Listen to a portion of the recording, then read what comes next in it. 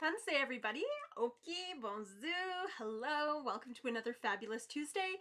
Yeah, woo, this week is always crazy. I don't know why I'm busy, because I'm always busy, but I always make time, and I think that's really important to know that it's okay to be busy, but it's also really, really important to make time for the things that are really important, whether that be your friends, your family, making time to kind of carve out, to be online, for example. And so it's just a gift to be able to live in the time that we're in now, where we can not only, share things online with, this whole virtual world of communication, trying to explain to my kids that we didn't have the internet when I was in junior high school. And so we had to do things like actually go to the library and take out an encyclopedia. It just blew their mind. But I'm just really, really thankful and humbled to be in the time that we're in now, but to be in the place that I'm in now. And so I think it's really always important to begin by acknowledging the land upon which we stand, because if you don't know where you are, then you don't know where you're going. So this is the home where I live, is in Mohkinstsis. It's the home of the Treaty 7 people, also known as Calgary. And so I honor the people who have been in this land for time immemorial. I honor the teachings that are here, all of the elders that I've learned from, all of the gifts that this land has to offer in the form of teachings, whether it be from the animals or from the plants or from the people. And so I'm always really, really humbled. I myself am from Muskeg Lake Cree Nation, which is in Saskatchewan in Treaty 6 territory. And so I feel deeply connected there, but I also feel deeply connected here. There's something very special about the confluence of the rivers coming together, the Bow River and the Elbow River, here in Mohkinstsis, which literally means elbow, because that's where the Bow and Elbow River come together to create an elbow. And so I honor the Blackfoot of Siksika, Kainai, and Piikani, the Sursi Dene from Tsuut'ina, also known as the Beaver People, and the Stoney Nakoda from Morley, which includes Chiniki, Bearspaw, and Wesley First Nations. We're also walking in the footsteps of Métis Region 3, which is why I proudly wear my Métis sash to act as that bridge between Indigenous and non-Indigenous culture. And it is so, so important to just create that sense of place, to create that sense of belonging and that sense of community, but also acknowledge that we're part of a bigger whole. And that's truly that relationship that we need to build with each other, the relationship that we need to build with the land. And I'm very hopeful that the leadership now is starting to understand and respect what is happening with Mother Earth and the lessons that she is trying to teach us. I mean, it's politics, it's politicians, so I'm not sure how much they're actually learning, but I'm hoping that the COB conference that they're at, talking about their goals for climate, I hope that they actually keep in mind that this is a relationship. That is a relationship that we need to fix, because we have damaged the relationship with the earth so, so deeply that we really need to repair and rebuild that relationship with reciprocity and respect, and with the 7 teachings. And so, yeah, that being said, I wanted to welcome everybody in a good way into the circle, like I usually do, with the Cree welcome song. Traditionally, when we sing songs, we sing in rounds of 4, down to the 4 directions of the medicine wheel. But this song is different. We sing it in rounds of 3 to keep the circle open and welcoming, so everyone completes the circle today. Because in a circle, we're all connected. There's no beginning, there's no end. No one is greater or less than anyone else in the circle, just like in the hoop of life. So it teaches us to honor each other for those differences. Because, again, if everybody was exactly the same, the world would be super boring and nothing would ever get done. So I'm really, really humbled and thankful to be in the world that we are in, where we can have all of those differences, where we can have all that diversity. Where we can have all of those different voices and different teachings and different learnings and different personalities. And it doesn't necessarily mean that we're going to agree 100% of the time, but it's those moments that we can come together and find those compromises. That's what makes our community resilient. It's about coming together without judgment and coming together with humility. And humility is a huge part of building community. And so this song, Miasin, is from the Cree Welcome Song. Is from the not the Howe family, from Sturgeon Lake Cree Nation. Hi, Genevieve.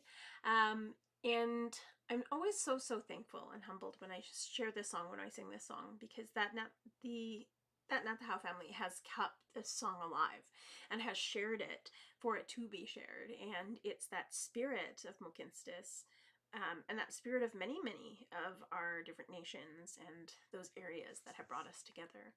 And I honor that family for keeping this song alive. And it shows the resilience of our people when we have been able to keep those songs and stories alive, because for so many generations we weren't able to share our songs, our stories, to practice our traditional culture, our traditional ways of knowing, our traditional ways of being, to even attend a ceremony or really be who we were. And so it's a gift that we are able to be in a time when we can do it without fear.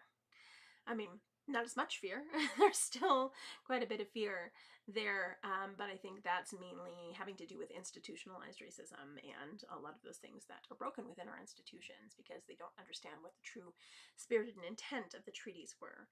But we're starting to get back to that place, and this is why our voices are starting to become heard, and they're getting louder and louder and louder. And this is truly what this song honors and represents. It honors everybody's voice is important in the circle. And so Miasin, which is the Cree welcome song, it doesn't just mean welcome, it also means beautiful. I'm going to have a quick sip of water before I start.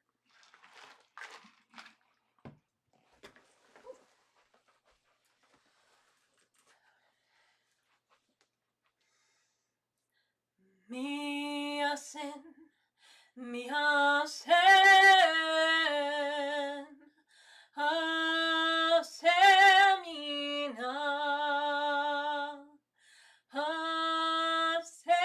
Semina e pentacote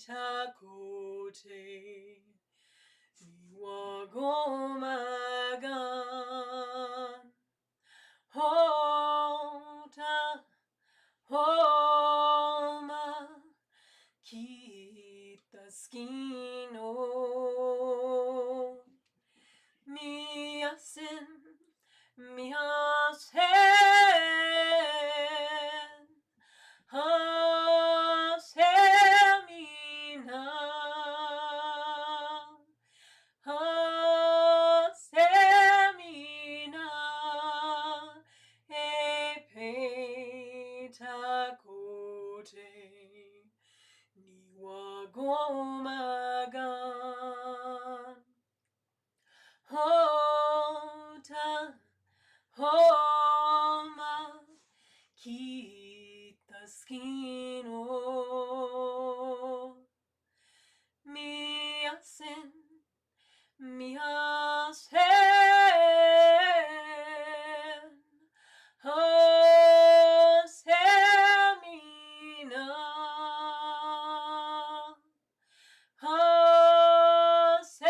hasemina e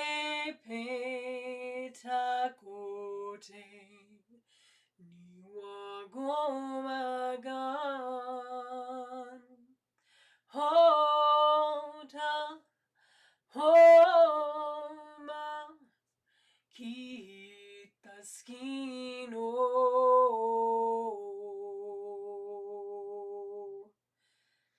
Hi, and welcome to the circle today, everybody. I'm just really thankful and humbled to be able to share today and in a good way. And I brought my medicines with me today. I was really thankful. So yesterday I got to share with little kids and big kids, so grade 8s and kindergartens, and they were so awesome. I love how they're just so different. Each group was so different, but it's such a gift to be able to share with kids because that sense of wonder and that sense of curiosity. Sometimes I think as we get older we forget how important that sense of wonder and curiosity is, because we live in an incredible world and we will never ever hope to learn everything about it, but it's important to learn at least some of it by continuing to be curious. And so when I was teaching them, of course I went through the medicinal teachings very fast, and I feel like when I don't get to sit down and actually talk about the medicines and share the stories of the medicines, I always feel very rushed. And even when I do these like live streams, oh, thank you so much, Janine. I feel like I'm missing something, but that's okay, because I always say whatever's meant to be shared will be shared, and whatever's meant to be heard will be heard. This is why we have oral traditions and oral storytelling. Whatever's meant for us, we'll remember. Whatever's not, won't take up space in our brain. There won't be a test. We'll be okay. So that being said, I'm going to just give a quick overview of my medicines, acknowledging that these are just my teachings as Cree, as Métis, as being from Muskeg Lake. These are the teachings that I carry with me, and I think it's really important to acknowledge, just because you know, I'm Cree, I don't necessarily have the same teachings as someone who is like Northern Cree from, like, you know, let's say Beaver Lake. My friend has different teachings from me, and she's from Beaver Lake. Or, you know, there's Cree all over, and it's important to understand that we're all different nations, and so we all have different teachings, we all have different connections to the medicines, to the land, and, you know, to the directions, and that's not right or wrong, it's just different. Just like here in Mohkinstsis, I've learned from Blackfoot elders, from Stony elders, from Sarsi Dene elders, Tsutsuna, and all of them have different teachings, and even nation to nation, so Siksika to Gainai to Bagani, they all have different teachings around the medicine wheel and around protocols. And I think it's so important to acknowledge that and to learn from that and to grow from that. Even the way that we follow the medicine wheel. In the prairies, we go from the east to the south, to the west, to the north. But if we were in Mohawk country, they would go the other way, because they are people of the Great Lakes. They reflect the sky. And I think that's so, so important to acknowledge those differences and to acknowledge the different ways that we can interpret the world and learn through the eyes of another. And this is why it's important to learn from many, many different people. And just because you don't agree with something right away doesn't mean it doesn't have something to share with you and teach you. And so, yeah, that's important. So that being said, I'm going to share my teachings very, very quickly. In the east, I have sweetgrass. That smells so good. It smells like cookies today. So oftentimes when people smell sweetgrass, they smell different things. Cinnamon, vanilla. Somebody said sugar cookies yesterday. Another kid said jelly donuts. I'm like, okay, cool. I smell marshmallows, but that's just me. My son smells vanilla ice cream, and then my daughter smells churros. So, you know, everybody smells something a little different. But it's really the sweetest medicine. It's the children's medicine. It's masculine medicine, so it's connected to grandfather son. And the power of fire, because of course he's a big ball of fire. And the springtime, because that's when he comes back to the earth to honor us with his light, with his warmth, and to really start that process of birth and rebirth. And then we're going to go to the south, and in the south we have our connection to the physical world, our physical body, the physical earth. We have cedar. This is white cedar, which I was gifted from a lovely, lovely, wonderful friend of mine, Tanya. I really miss her. She used to be here, but she's not here anymore. I mean, like physically in Alberta. She's in BC. I'm kind of jealous, because BC is amazing. But and so I'm really, really thankful that she'd gifted me this from BC when she was there. And so cedar is our connection to, of course, Mother Earth. It reminds us of the reciprocal relationship we need to have with Mother Earth, how she sustains us, but when we breathe, when we exhale, we're actually sustaining the trees just as they sustain us when they exhale. So it reminds us of that relationship that we need to maintain, and always to give something back before we take. And just like any relationship, we have to give something back before we take, because if we take and take and take, there's going to be nothing left, and everybody will be spent, and it won't be fun. So it's really about acknowledging that relationship that we need to maintain, and how Mother Earth is the best teacher of honoring those relationships. And that's part of our lives as well. It's the summer because, of course, it grows all of the plants that have grown, started life in the spring. They actually grow to fruition over the summer. But that's even within our own being, within our own bodies. It's a transition between childhood to adulthood. And so we need that time to transition, to learn about who we are, learn about the gifts that we have, learn about our connection to Mother Earth and our place in community. So as children, we learn about what the world is. As adolescents, we learn about our place in the world. And then as adults, we learn how to take care of everything within that, because we've discovered our gifts as adolescents. And so, in the West, we have the women's medicine, which is sage. Smells really good. So I'm just going to pull some off now. Got a bunch here. So we'll be smudging with sage today. And crease, so I tend to smudge with a lot of sage. You can do multiple medicines, but usually, I don't usually do a lot of medicines. This was already in here, but I'm not going to use that one because I didn't prep it. Doop. But sage is the women's medicine. That's our emotions. It's connected to Grandmother Moon because Grandmother Moon controls the tides, which is water, which is our emotions. This is why we cry. We leak from our face because, you know, our heart medicine is so incredibly strong. It connects each and every one of us. So it teaches us about honoring our tears as they come, and really, if it wasn't for our tears, if it wasn't for our hearts, we wouldn't be here. We wouldn't have strong relationships or families or friendships or communities or mentorships. So it teaches us how to be invested in each other through our heart medicine. It also teaches us that we're not alone in feeling those emotions. Unfortunately, our society now has told us that we're alone in feeling those emotions. And so when our tears come, we feel a little awkward, but we shouldn't. It's something to be proud of when our tears come because it shows that's how much we care about that situation or relationships. Hi. Well, thanks, Sam. And then the last medicine that we have is tobacco. This tobacco smells really good. All right.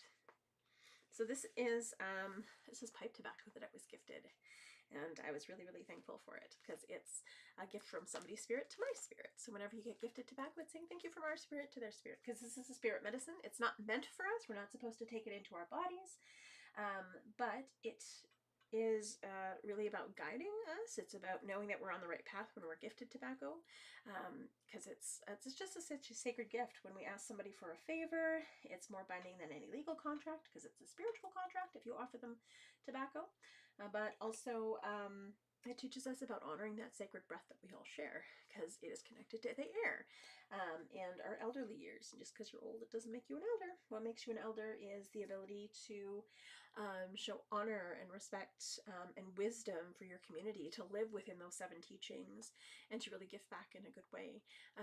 Somebody tried to call me an elder, and I don't feel like I'm there, and I'm not. I'm definitely not an elder. I am a teacher, but not an elder. I'll get there. I'm like, I'm just too young. Just kidding. but it's a gift to be able to share, you know, what I know, but I know it's just like a tip of the iceberg, but I am continuously learning. And I think that's what we all need to do. We need to continuously learn from many, many different people as they cross our path. And so that being said,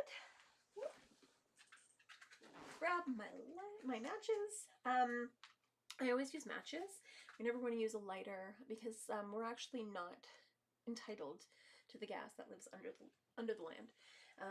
You know, Mother Earth has known that, and this is why Mother Earth is sick. We're taking things that we don't understand and that don't belong to us. And so if you're in a pinch and all you have is a lighter, I would recommend lighting, maybe if you have a sage stick or a stick in general, and then putting it on the medicines, but don't put the lighter directly on the medicines because it's not good for it. And it just reminds us about the relationship that we need to maintain with Mother Earth by only taking what she gives us and not what is not meant for us. So, yeah, that being said, I've taken my earrings off because metal holds energy and energy holds intention, and we want to get rid of things. So there's no right or wrong way to smudge. It's just our way for asking for things that we need and getting rid of things that we don't need. Somebody had asked me before if it's okay to smudge online. Sorry, I'm going to move my water bottle. And the answer is it depends on your teachings. And so because I am a teacher and I've been gifted these teachings to share, then yes. But I have 3 different smudge bowls. I have this is my community smudge bowls, so I use it with everyone and I use it online, and people can take pictures if I'm using this one. I have my ceremony smudge bowl, which is a little bit smaller, and I only use it in ceremony. That is one that we don't take pictures with. And then I have my personal smudge bowl, and I don't bring it out except when I'm the only one doing it. And that doesn't come out very, very often. It only comes out when I'm in specific ceremonies for myself, for self-improvement, which is important. Yeah, so that being said, I explained to the little kids yesterday that when we smudge, it's like we have a bath or a shower for our bodies, we smudge for our spirit.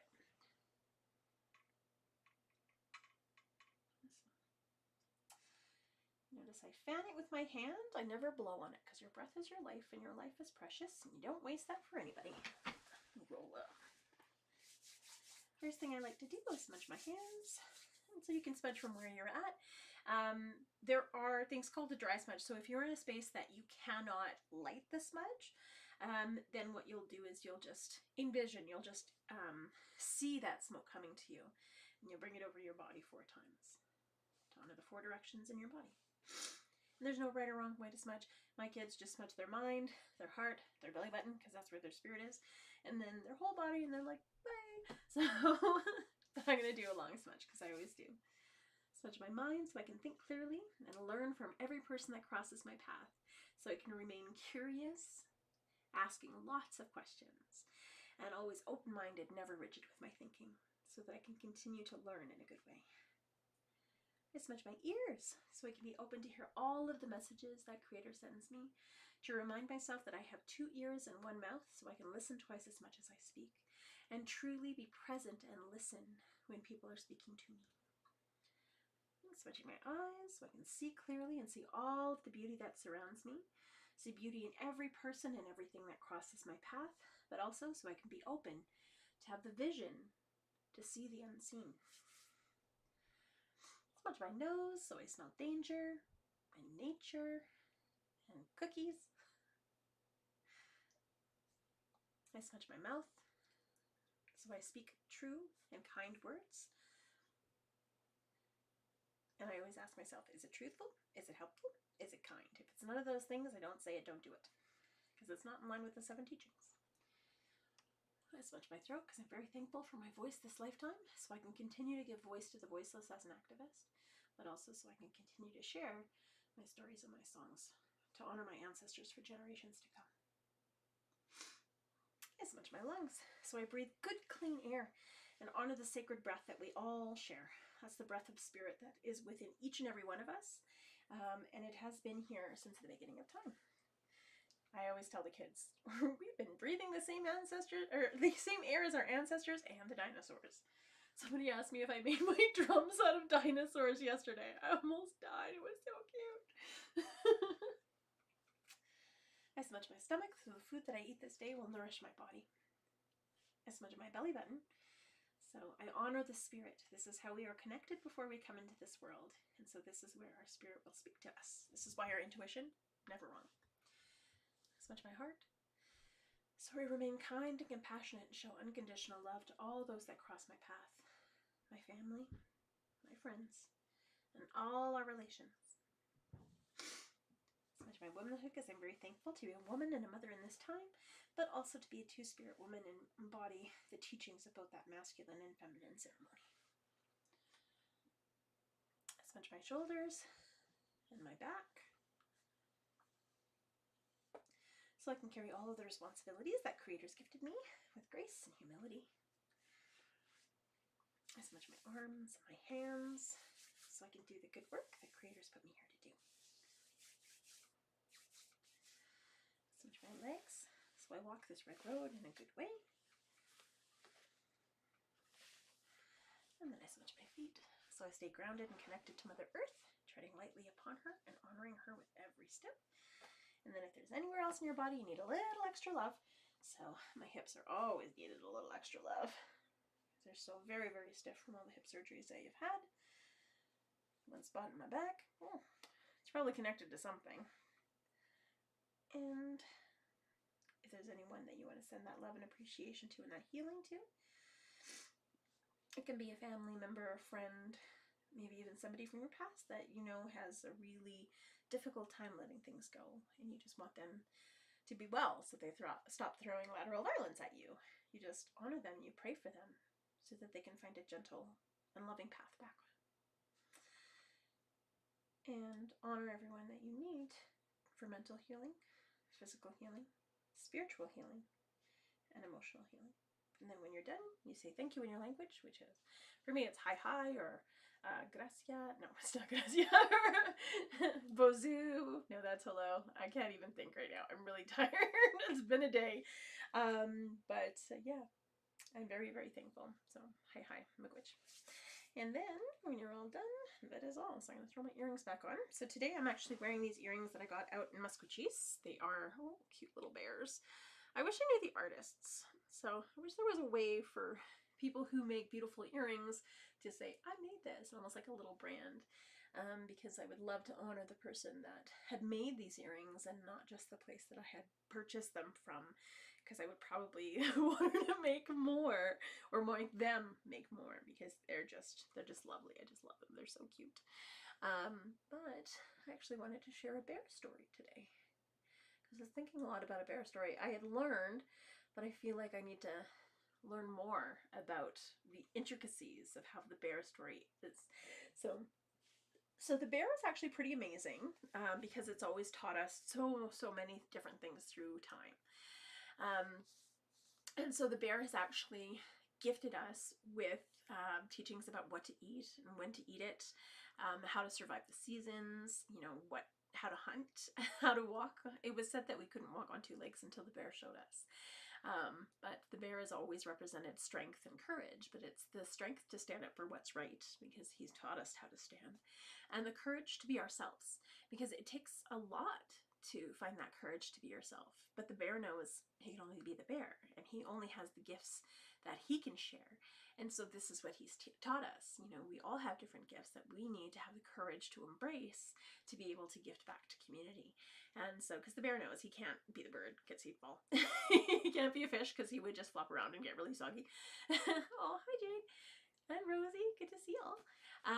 But also the bear knows that, he has to give back to community. He knows that he has to do his part to maintain things and to warn us if something's off. And so, for example, out west with the pine beetles, the bears are actually chewing and clawing and ripping pines and pod beetles off the trees, trying to, protect the trees and trying to say, hey, humans, these beetles are an issue, get rid of them. In Williams Lake a few years ago, it's kind of a funny place, Williams Lake, because it's beautiful. It's absolutely beautiful. But half of it is reserve, so it's Indigenous band land, and then the other half is like a tourist trap. And so, but one year, the bear stopped eating the fish. Everybody goes there to go fishing. The bear just stopped eating the fish. And the First Nations people who watched the bear were like, wow, don't eat the fish. There's something wrong with the fish. And so they tried to warn everybody who was in the tourist trap in Williams Lake going like, don't eat the fish. There's something wrong with them. The bear aren't touching them. And everybody was like, no, we're sure it's fine. It's not a big deal. I'm sure the bear is just being neurotic. But let's just say everybody had a pretty miserable summer vacation because everybody was getting sick. And then when scientists came in to figure out like what was going on, they found a microorganism in the fish that was making everybody sick. And so the bear knew it. They didn't touch the fish. The First Nations people who watched the bear knew it. They didn't touch the fish, but nobody else got the memo. And had a pretty awful vacation, I couldn't imagine. But also, even here in Alberta, in Banff, there were a whole bunch of hungry wolves that were just dropped off. This was a little over, probably about 10, almost 15 years ago now. That was a while. Holy. They were just dropped from our lovely American friends in the middle of Banff National Park, thinking, I'm sure it'll be fine. But of course, a lot of wolves dropped in the middle of a park, they're going to cause some damage.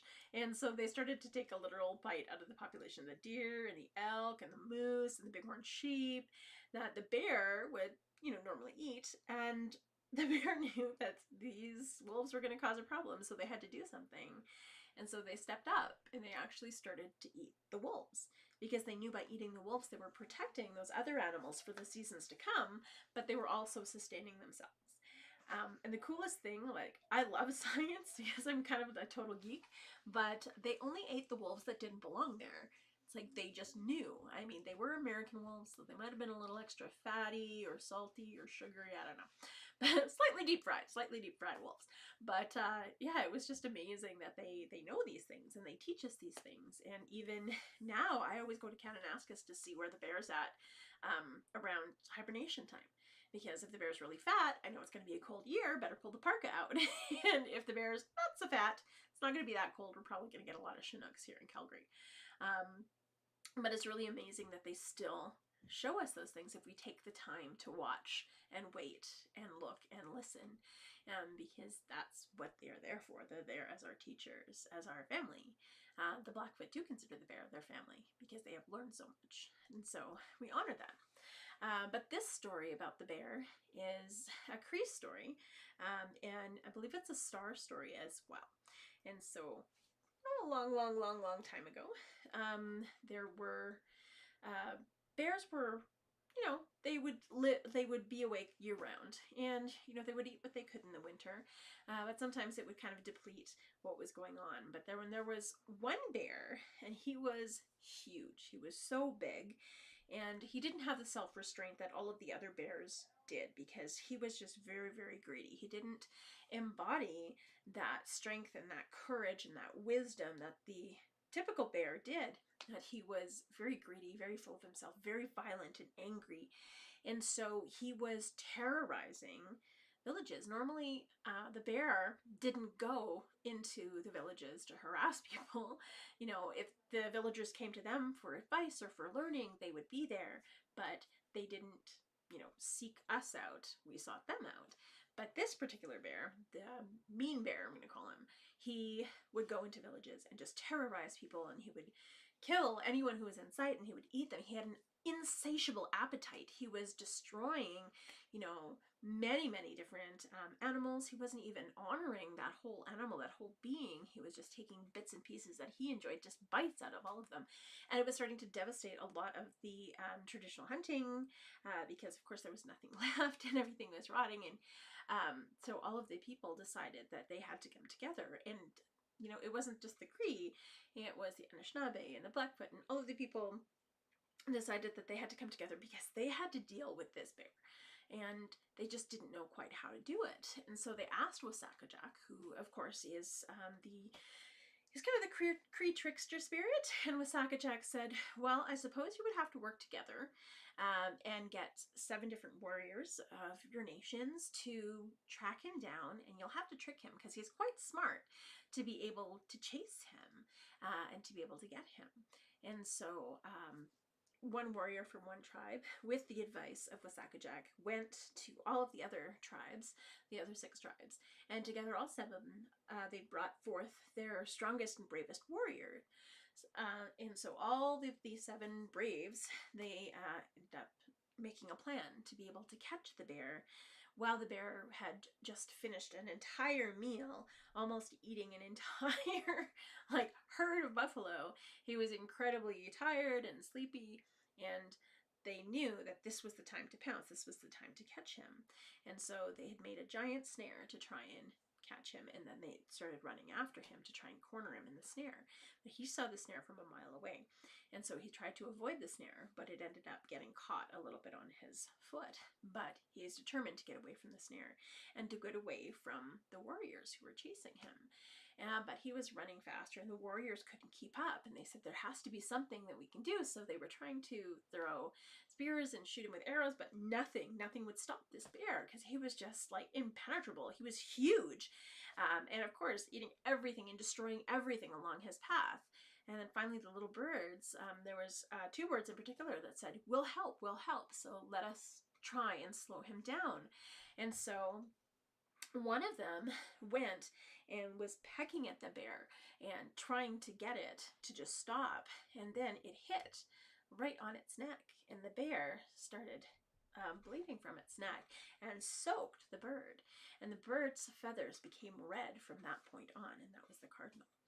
And the cardinal flew away saying, I don't know if that's going to slow him down, but it did start to slow him down a little bit. And then there was another bird, this brown bird, very, very proud bird, and decided, I can definitely start to peck at him. And so it did the same thing, was pecking at him right in the chest, right in the chest, right in the heart, and then finally pierced the skin.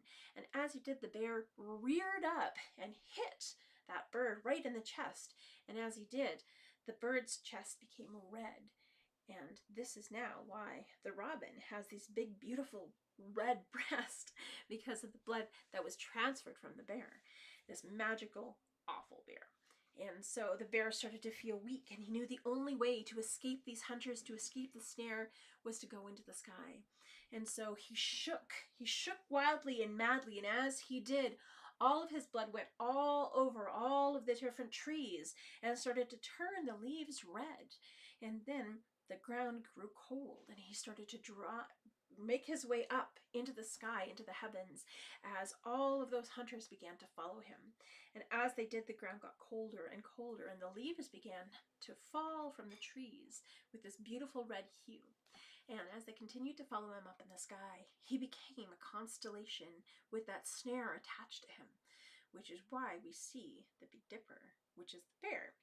And then we see the Little Dipper, which is those 7 formations of the warriors that are following that bear to keep him up in the sky. But still to this day, to make sure that that bear doesn't come down to the earth, the cardinal protects the earth in the fall. And all of those bears make sure that they sleep, because they never want what happened to that bear to happen to them. So they make sure that they sleep in the fall. As soon as the leaves start to turn red, they know to get prepared and to sleep all throughout the fall and into the springtime. But then in the spring, they were awoken by the beautiful robin with that red breast to remind them to always stay humble and to remind them to only take what they need. And so to this day, we can still see, that beautiful bear spirit up in the sky and those hunters making sure they keep him in its place. And so those are the reminders that we have. And so this song is going to be the bear song because, of course, it honors the bear. I think I need to learn more bear songs because there are just so many beautiful aspects of the bear. And that story shows us not only the aspects that were good about the bear, but also the aspects that can be troublesome about the bear. But it's recognizing that it wasn't intentional for those other bears, but it definitely was intentional for that awful bear. So this is the Anishinaabe bear song. I hope there's a Cree bear song. If so, I'd like to learn it, or perhaps I just need to write it. I always feel weird when I say writing a song because I feel like they all come through me. It has nothing to do with me. It has everything to do with the song. And so this is the Anishinaabe bear song.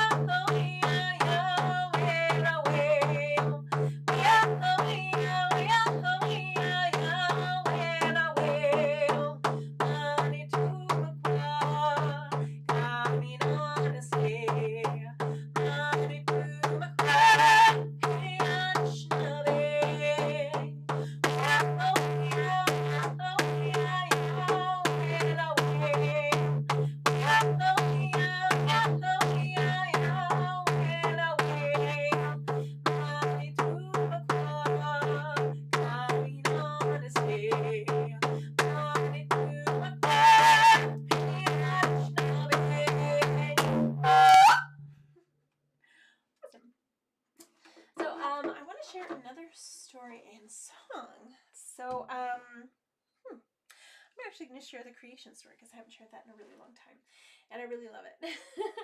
But and the creator song afterwards because I really love that song too. But I think first,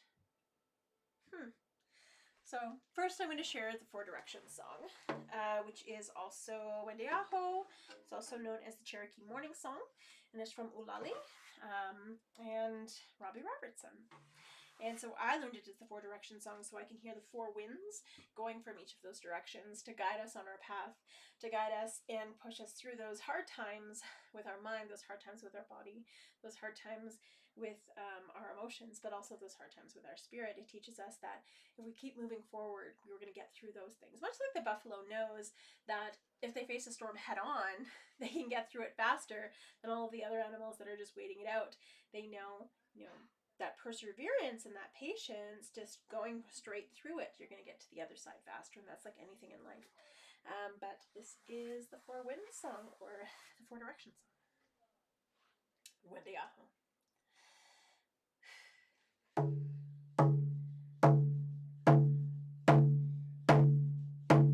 Wendia, oh, Wendia, oh, Wendia, Wendia, oh, oh, oh, yeah, yeah, yeah, yeah, yeah. Wendia, oh, Wendia, oh, Wendia, Wendia. Oh, oh, oh, yeah, yeah, yeah, yeah, yeah.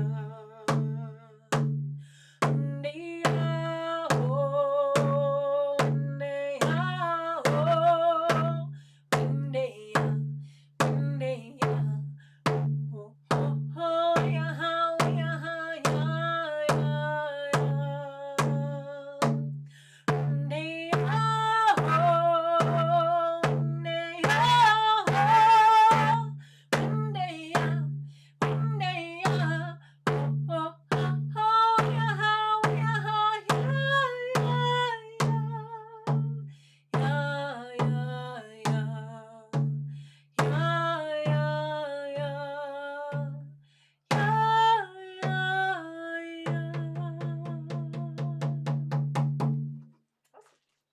Yeah, that song just popped into my head, so I was like, no, this is the one we're doing. So, yeah, the creator song, it's just a beautiful song. And so the creation story that I know, everybody's going to have a little bit of a different creation story, and I think that's really amazing. But a lot of them have to do with water, and I think that has a lot to do with, before we come into this world, we are surrounded by water. And so there's something very sacred about water, and water is life. We need that water to survive. And so the teachings behind the story, and the story itself, is a long time ago, before we were, well, before we were created the second time, we were created the first time, and we made a hot mess of everything. And that was a lot to do with Wasakajak, who was supposed to teach us about how to live on the land, how to give something back to the land, how to honor and respect the land and the water and the winds, to how to respect the animals, how to respect ourselves and each other. But he kind of dropped the ball on that. He is a little bit lazy, and so he didn't teach us how to live in a good way, and we had no other teachers. We didn't understand how to learn from the plants and the animals, because they didn't understand how to teach us. And so, in turn, the whole world started to fall apart. We were just taking and taking and taking and never giving anything back, and so there was really not a lot left. And then as soon as there was a lot more scarcity, we started fighting with each other. And when we started fighting each other and killing each other off, we were also, destroying the land. We were destroying the water. We were destroying the air, and we were destroying each other. And so, as Creator saw all of this destruction and all of the animals cowering and hiding, he was like, whoa, whoa, whoa, whoa, whoa, wait a second, what happened here? And all the animals explained, like, Wasakajak didn't teach them, and so they're destroying the world, and there's going to be nothing left. So, Creator, we have to do something about this. And Creator said, that's right, we need a do-over. And so Creator called a mulligan, and it started to rain. Wasakajak, who was sleeping underneath a tree, felt a little bit of rain on his face, but he was under a tree, so he just adjusted, so he was protected from the rain. But then he was sleeping right by a river, far enough away from the river that when the river started to creep up and touch his toes, he knew something was up. He thought, well, that's strange. But he was determined to finish his nap, so he curled his legs up under him. And then soon the river rose and touched his knees. And he thought, well, that's troubling. And so he just shifted positions again. But when next time he opened his eyes, the river was up to his waist. And he knew that this meant business. It meant the Creator wasn't going to stop the rain anytime soon. And he had to do something. He had to be able to rebuild the earth after Creator flooded it. But what was he going to do? And how was he going to save all the animals? So he thought for a moment, and he thought, the beaver. The beaver always knows what to do. She's one of the smartest and wisest animals I know, so I'll go ask. And so he ran and ran and ran, and then he found the beaver dealing with the floodwaters by, of course, building a bigger dam. And he said, Beaver, Beaver, the water's not going to stop, the flooding's not going to stop, and the rain isn't going to stop. We need to be able to save everyone, and we need to be able to rebuild the earth. What are we going to do? And the beaver thought for a moment, and she thought, And she thought. She said, Wisakajack, I've never experienced this before. Let's go talk to the cedar tree. She's the oldest cedar tree, and she's watched over us for 5,000 years. Probably more than that, but she'll know what to do. She's wise beyond all of our years. And so, together, Wisakajack and the beaver went to the beautiful cedar tree, the tallest living cedar tree and the only one left standing, because they think the humans knew that there was something very special and sacred about this tree. Not only that, but it took about 10 people, arm to arm, to reach all the way around the tree, so there was no way they were going to be able to cut her down to use her for anything. And then the beaver said, Cedar, cedar, sacred cedar, there's going to be a flood coming, and we need to be able to save all of the animals and protect them for seasons to come and rebuild the earth. Cedar, what should we do? And the cedar, very graciously and gently, said to the beaver, Beaver, you will need to cut me down and hollow me out, so that you could create a boat that's large enough to save all of the animals that are left on this earth. And the beaver, her eyes got big, and she started to tear up. She said, no, Cedar, there has to be another way. I can't cut you down. You are so sacred and wise and beautiful. There has to be another way. And the cedar said, no, there is no other way. Beaver, I knew this time would come, and I am gifting myself to save everyone else. So please, cut me down and hollow me out, and then you will be saved. And so very, very gently, this beaver cut down the cedar tree. And as the beaver got to the other side of the cedar tree, there was a loud crack. And as the cedar tree fell, she shook the whole earth, which summoned all of the animals from all four corners of the earth, and they knew it was time to be saved. And so they all ran, and by the time they all got there, the beaver had just finished hollowing out that beautiful cedar tree. All of the animals climbed into the cedar tree just in time, because that river right beside them burst their banks, and the water started to rush all over. They saw as the oceans got higher and higher and higher, and then finally merged with all of those rivers that had burst their banks, until all of the earth that could be seen was completely covered in water. And they continued to watch over the side of the boat as the earth got lower and lower and lower beneath the waves, until it was nothing but darkness. And then they waited, and they waited, and they waited, and it continued to rain for days and nights and days and nights, and they just didn't know if the rain was ever going to stop. And then finally, one day, it did. It completely stopped. And so all of the animals were so overjoyed that it actually had finished raining. And then Wisakajack said, great, now we get to rebuild the earth. How are we going to do that? And so he thought, and he's like, I'll ask the beaver. The beaver's the smartest one I know. I'll go ask her. And so he went to the beaver and he said, Beaver, it stopped raining. We need to rebuild the earth. How are we going to do that? And the beaver thought for a moment, and she thought, and she thought. She said, well, I suppose we would need some earth to be able to rebuild it. And Wisakajack said, yes, definitely. That's the best idea. How are we going to get earth? And the beaver looked over the edge of the boat. She said, well, I suppose someone will have to dive down to the bottom of the ocean and collect dirt and bring it up so that we can rebuild. And Wisakajack said, that's a great idea. Who's going to do that? And the beaver said, well, I can try. And so she took a deep breath and she dove down into the water. She dove down deeper and deeper and deeper, but she couldn't reach the bottom. She swam up to the top and she said, Wisakajack, it is so far down. I don't think anyone can reach the bottom. I couldn't possibly hold my breath that long. And I'm a great swimmer. We should ask the other animals if they have any ideas or if they'd like to try. And so first Wisakajack let everyone know the situation. We have to get to the bottom of the ocean to grab some earth to be able to rebuild it. And all of the animals agreed that was a great idea. But we need someone to dive down to get it. And the moose, who was quite large, said, well, maybe because of my size and because I am a reasonable swimmer, I might be able to reach the bottom. And so her, as the large animal, jumped out of the side of the boat and she dove down deeper and deeper, but she couldn't reach the bottom. She swam up to the top and she said, Wisakajack, it's really far down. I don't think even because I'm large, I'll be able to reach the bottom. And so she climbed back into the boat. And the bear said, well, I'm a big animal. I'm a great swimmer. I can probably reach the bottom. And so the bear jumped out of the side of the boat and dove down deeper and deeper and deeper, but he couldn't reach the bottom. By the time he swam up to the top, he realized he actually didn't dive down deep at all. He was just kind of bobbing on top because he had just finished hibernation and he had a little extra flub. And so all of the animals said, "Bear, get back in the boat. This is unbearable to watch." Ba-dum-bum. And then Wasakajak looked at the boat and said, "Well, who else can try? The largest animals can't make it to the bottom, so who else can try?" And the diver said, "Maybe we could, because we could dive, and perhaps if we soar really high, and we could dive deeper." And so Wasakajak said, "That's a great idea. Well, who can soar the highest?"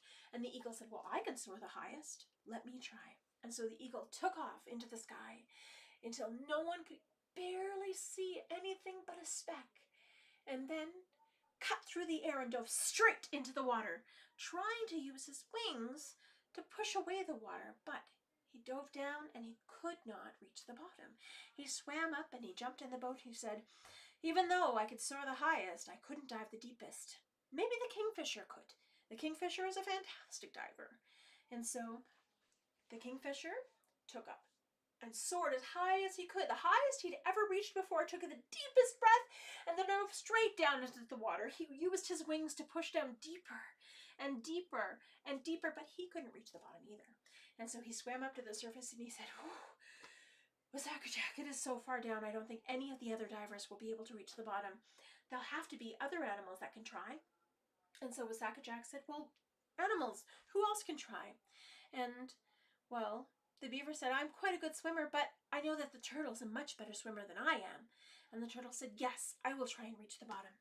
So the turtle took a deep breath, and she dove down deeper and deeper and deeper. But the deeper she got, the more pressure there was on her shell.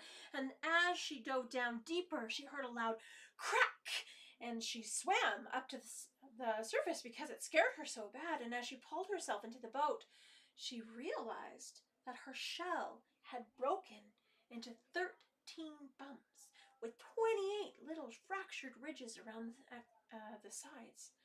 And she thought, "Wasakajak, it is so deep. I don't think anyone can reach the bottom." And Wasakajak asked, "Well, who else hasn't tried?" And the fastest swimmers hadn't tried yet. And so the little otter, who's one of the fastest swimmers, said, "Well, I'm the fastest. I could probably reach the bottom. Wasakajak, let me try." And so the beautiful little otter jumped into the water and dove down deeper and deeper and deeper and deeper, but couldn't reach the bottom. She came swimming up to the surface and she said, "Wasakajak is really far. I don't think anybody could reach the bottom. I couldn't reach the bottom, so there's no way anybody else could reach the bottom." And so she climbed into the boat and she looked around and saw that there was no other animals left to try. And so all of the animals, the largest animals, tried and failed. The best swimmers tried and failed. The best divers tried and failed. Even the fastest swimmers tried and failed. But no one could reach the bottom. And so all of the animals started to lose hope. And they thought, maybe we'll never be able to rebuild the earth again because we can't find anyone to reach the bottom. And then all of a sudden they heard a little voice from inside the boat saying, "I can do it." And they looked around and they said, "Who said that?" And then they heard it again. "I can do it." And they looked again and said, "Who said that?" And the beautiful, proud little muskrat puffed out her chest and said, "I can do it." All of the animals erupted in laughter because they couldn't imagine that this teeny tiny little muskrat could reach the bottom. The largest animals started laughing and said, "Oh, muskrat, you're so tiny. How are you supposed to reach the bottom? We're huge and we couldn't even reach the bottom." And then the best divers started laughing at her, saying, "Muskrat, you can't dive very far. We couldn't reach the bottom. How are you supposed to reach the bottom?" The best swimmer started laughing at her and saying, "Muskrat, we couldn't reach the bottom and we're much stronger swimmers than you. How are you supposed to reach the bottom?" And then the fastest swimmers started laughing at her. "Hey, muskrat, you're so small. There's no way you could reach the bottom. We couldn't reach the bottom. How are you supposed to reach the bottom?" And so, as all of the animals were laughing at poor little muskrat, she stood up, puffed out her chest, and said, "I can do it." And then she dove out of the side of the boat. She dove down deeper and deeper and deeper and deeper. And before anybody had realized, Muskrat was gone. And they all watched over the side of the boat as Muskrat disappeared beneath the darkness in the ocean. And she swam down deeper and deeper. And they waited, and they waited. And then they knew there was no way Muskrat could have held her breath that long. And so they started to get even more quiet. And then they saw a single bubble of air come to the surface from the depths of the ocean. And they knew that was Muskrat's very last breath. And so they began to cry. They cried and they cried and they cried so much that all of the ocean became salty with their tears. Wasakajack continued to look into the darkness for any sign of life, any sign of hope, but knew that there was no way Muskrat could have survived that. But as he continued to watch, he saw a tiny silhouette floating back towards the surface. As he saw it get closer, he realized that was Muskrat's lifeless body, so he reached in with all of his might, and he held her close to his chest. He began to cry. He cried and he cried and he cried so hard he wiped all of the color off Muskrat's belly. And then he said, "Oh, Muskrat, why would you have sacrificed yourself for all of us?" And as all of the animals were crying and sobbing, Muskrat's tiny little paw flopped open. And in the center of her palm was a little ball of earth. Muskrat had done it. She had gotten all of the earth that they had needed to rebuild. And so all of the animals were overjoyed. But at the same time, they were really sad that they had lost their best friend, Muskrat. And Wasakajack looked at all of the animals and said, "Well, who will carry this earth on their back?" And the turtle said, "I will carry the earth on my back." And she very cautiously stepped into the water. Wasakajack took that beautiful ball of earth and he began to rub it on her shell. And as he did, it got larger and larger and larger and larger and heavier and heavier and heavier and heavier until it covered all of her back. And it fanned out so far to create all of the land we see now today in Turtle Island. And Wasakajack knew it was time for him to get to work. And so he asked all of the animals to leave the beautiful cedar tree and spread to all four corners of Turtle Island where they belonged. Wasakajack took a deep breath and he blew to the east, and as he did, Grandfather Sun came out from behind the clouds and he warmed the earth. And as he did, all of those little beautiful plants started to spring up. All of those seeds opened and all of the beautiful plants started to grow. All of the animals became pregnant and began to have babies. And then Wasakajack took another deep breath to the south, and as he did, all of those beautiful earth started to shake. It started to rumble. Huge hills started to roll out of the ground. Valleys started to dip down. Mountains shot up towards the sky. All of these deserts started to form. And all of the different divots and runs and everywhere on earth started to form. But then there was a big loud rumble and a shake, and huge trees soared up into the sky, reaching their roots deep into the earth, deep into the back of Turtle Island to hold us strong and steady and ground us to Turtle Island in a good way. And then Wasakajack took another deep breath to the west, and as he did, Grandmother Moon came out from behind the clouds, and she pushed with all of her might, and the waters rushed over Turtle Island. She pulled with all of her love, and all of the waters receded. She continued to push and pull and push and pull, creating the tides, creating the rivers and the oceans and the streams and all of the water, the coulees, the muskegs, all of the water that we see throughout Turtle Island to this day. Then Wasakajack took another deep breath. And he blew to the north, and as he did, the winds began to spin. They began to spin so fast and so quickly, and Turtle Island started to spin. It spun faster and faster and faster and faster, and all of the animals were holding on for dear life until the moon and the sun started pushing and pulling and pushing and pulling with all of their love and all of their might, and they created the days and the nights and the weeks and the months and the seasons and the years for all time. And then Wasakajak took that last breath and he breathed deep into that muskrat. And as he did, she took her first sacred breath. And all of the animals also took in that first sacred breath. And this is the sacred breath that connects each and every one of us. It gives us our spirit. And this is how the animals learned what they were going to teach us. This is how all of the plants learned what they were going to teach us as well. And also how Wasakajak wasn't going to mess it up anymore. And so he left it to everyone else to do the job that he was meant to do. But to this day, the muskrat is the most sacred of the animals because it shows us what sacrifice and true friendship is. And Turtle Island is what we stand upon to this day. And we thank the turtle for her sacrifice of holding us deep in her heart and on her shell.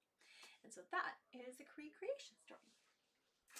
And that being said, I'm going to share with you the Creator Song.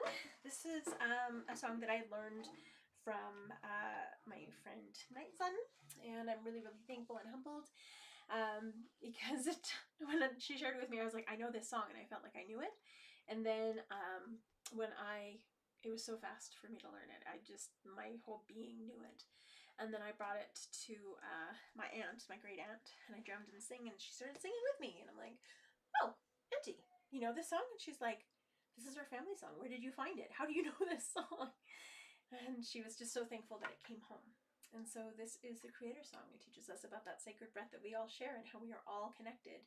We must all appreciate all of our relations, which is everything around us.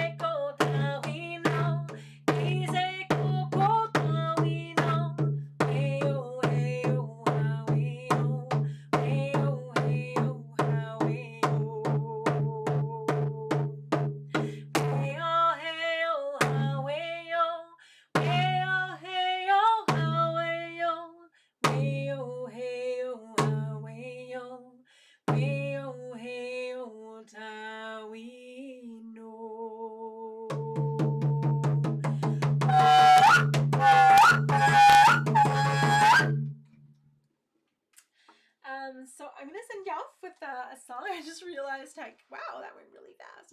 When I share stories, I tend to get into them, so it goes really, really quickly. But the last song I wanted to share with you is the Thunderbird Song. And normally I would share the traveling song, but I think the Thunderbird Song is apt for this week. So the Thunderbird is like fate or destiny. Is that thing that pushes us in the direction that we need to go.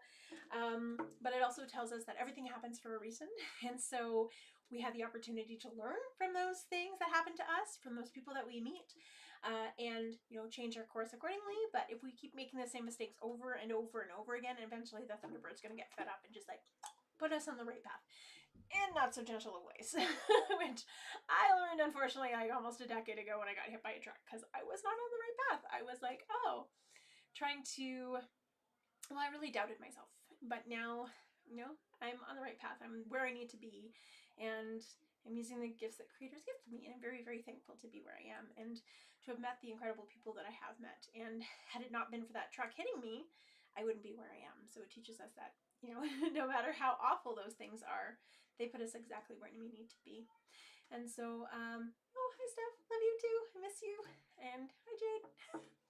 So this song is the Thunderbird Song, and I learned it, I remember hearing it as a kid, but I also relearned it from Carrie Moore, and so I'm very, very thankful for that. And so this is the Thunderbird Song, to hope that the Thunderbird leads you where you need to be this week and for the next following weeks, and just to really honor your path ahead and teach you to listen to your intuition, because it's never wrong.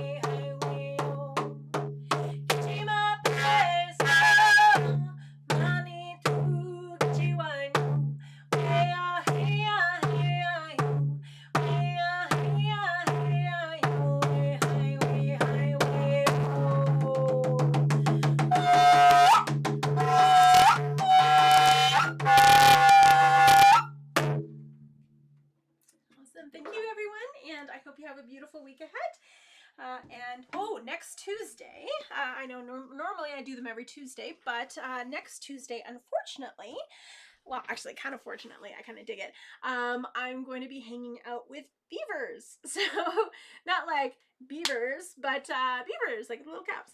Yeah, so I'm going to be teaching them some drumming and some medicine wheel teachings, and as a gift to work with kids.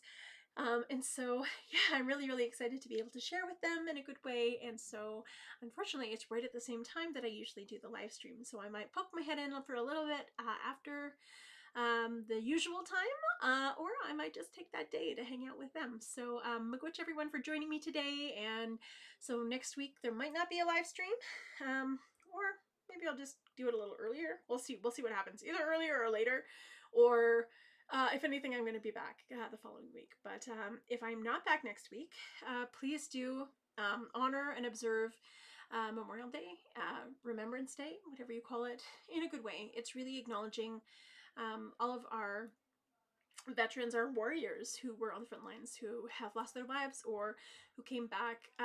And it's really, really important to acknowledge the Indigenous warriors, the Indigenous veterans that really didn't get the respect and honor that they deserved after serving Canada. I don't want to call it their country, but, you know, for serving Turtle Island. And I think it's really important to understand and acknowledge that history and to be able to reclaim it and honor and respect the work that has been done and the voices that, you know, have fought and worked really, really hard for freedom and for equality that they never themselves experienced. And so, yeah, definitely keep them in your prayers next week for the 11th, or come to some Indigenous events. So if you're here in Mohkinstsis, at the, I believe it's the Military Museum, they're actually doing an Indigenous Veterans Day all day at the Military Museum on Monday, so the 8th, and I will be there. So I hope to see you all there, and have a beautiful, beautiful evening. Have a beautiful week, and hi everyone. Miigwech. We'll talk to you soon.